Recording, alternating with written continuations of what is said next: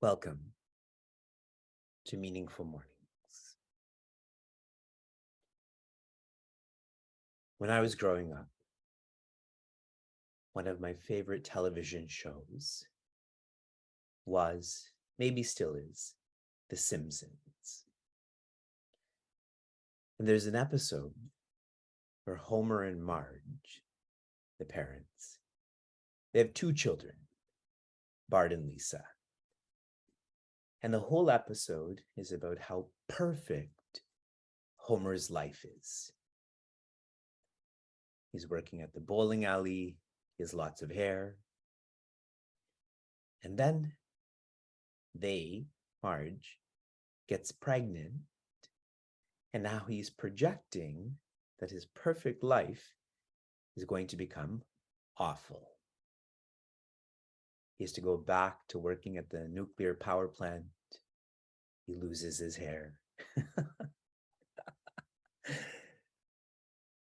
And then finally, Maggie is born. That's their youngest child. And he loves her. And the last scene of this episode is so beautiful. They show Homer at his work desk, and he looks dejected, like some of you when Meaningful Morning starts. And then they shift the scene to, there's a plaque there that originally said, "Don't forget, you are here forever."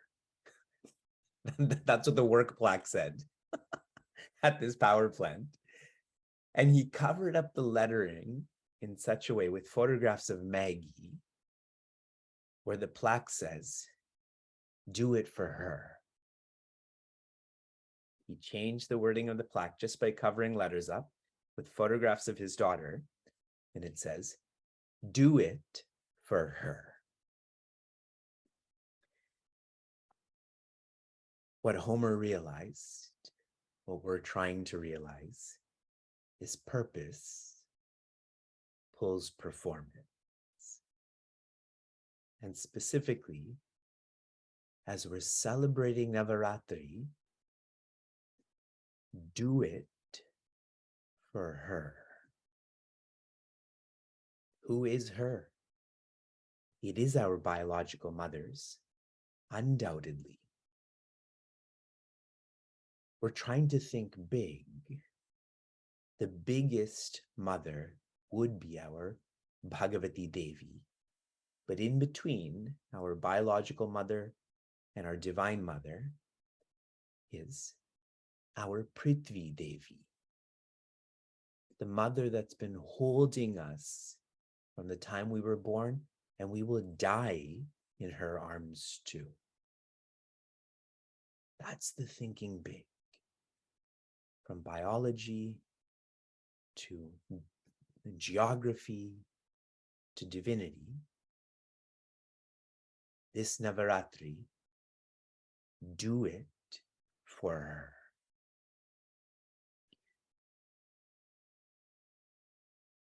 In verse 22, Bhagavan Krishna shares, "I am always looking at you," which means I am always looking after you.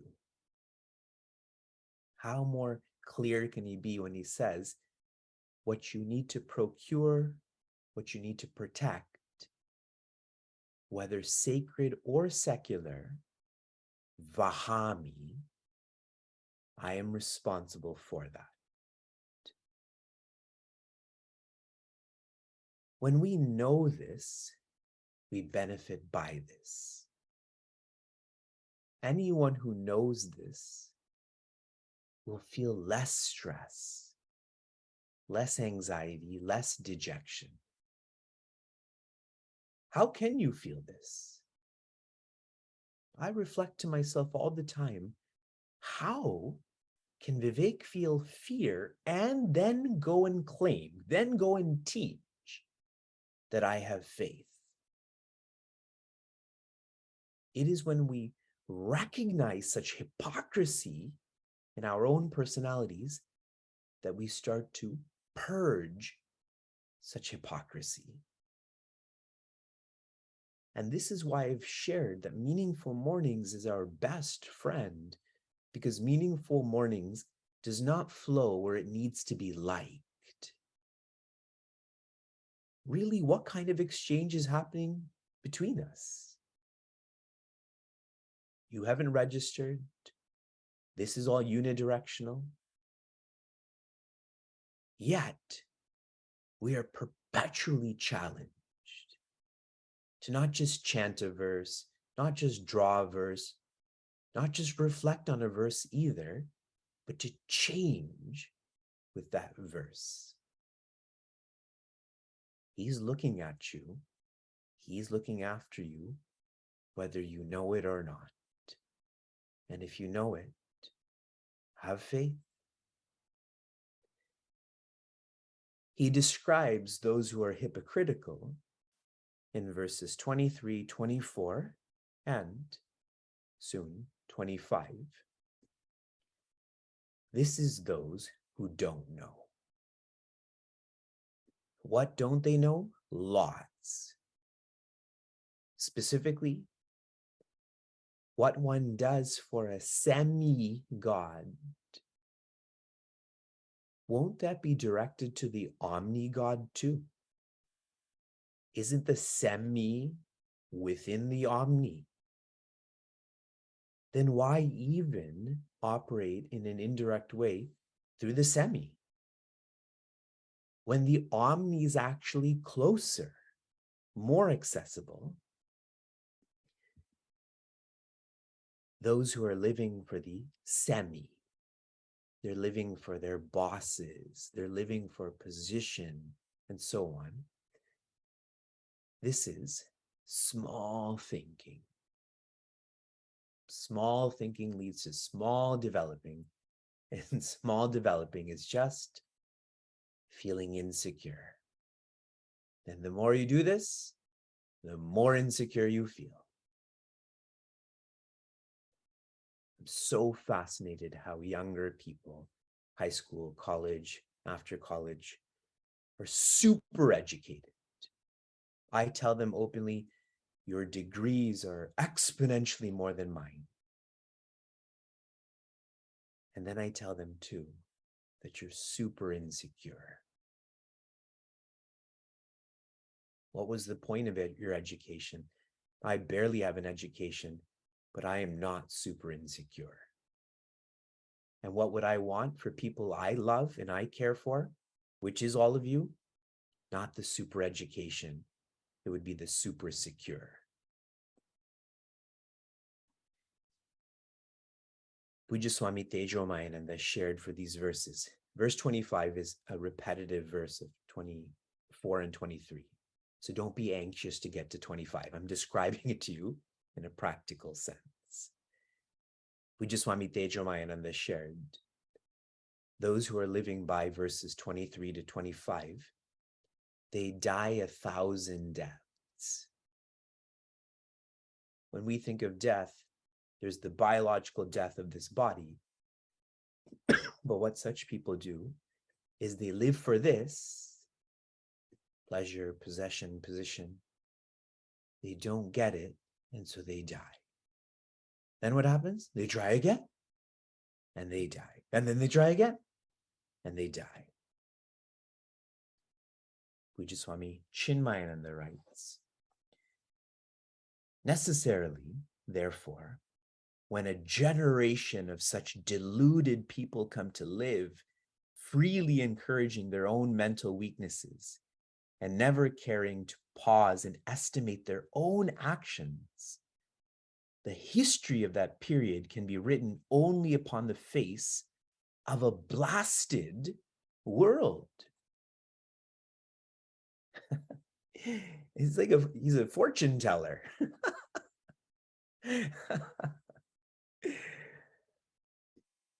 The last quarter of verse 24, Shri Krishna shares, Ataha, those who don't know, those who are living instinctively,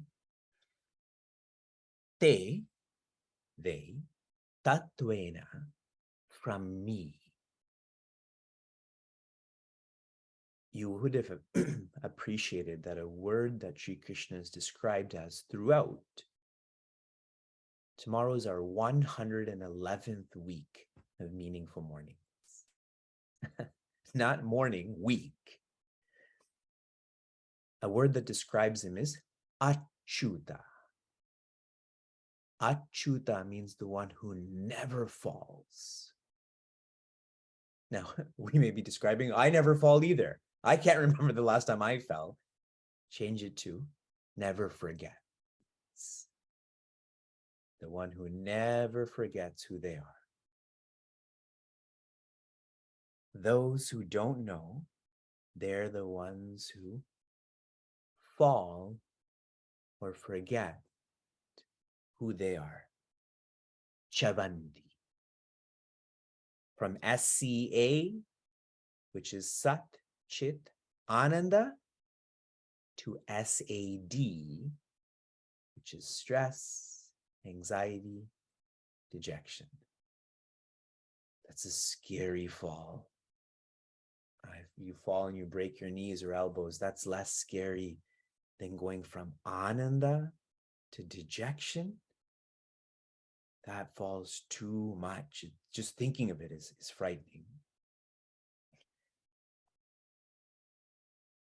How do we come out of this fall, this free fall?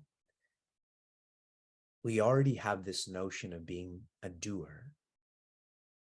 Do for those who are the non-doers.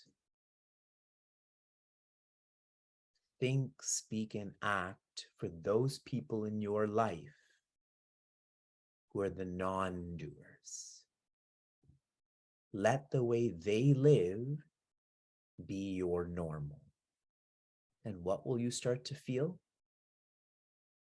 You may not feel immediately that you're the non-doer, but you will start to feel that you are an instrument. Instrumentship. And this is such a visual teaching because Prince Arjuna has dropped his instrument. His bow has fallen, correct? He thinks he's the doer. What does Sri Krishna teach him? Pick up your bow. The way that you know this is your instrument, you can feel it. Feel that you are my instrument. Verse 25. Yanti deva vrata devan pitrun yanti pitrvrataha bhutani yanti bhutyejaha yanti madhyajinopi mam. Those whose vrataha, which means they think and speak and act for the devas, yanti. That's where their destination is. They go from this dimension to that of the semi-gods. Relatedly, Pitra. Pitra is where our lineage or ancestors reside in that dimension. One goes from this dimension to that dimension. Relatedly, Bhuta, Bhutas, icons of the elements. Those who live for this, they move to that dimension. And the fourth quarter is a lead into the next verse. It's almost like, however, yanti mat yajinaha apimam. Those who yajinaha are devoted to mat, to me, yanti mam, their destination is me.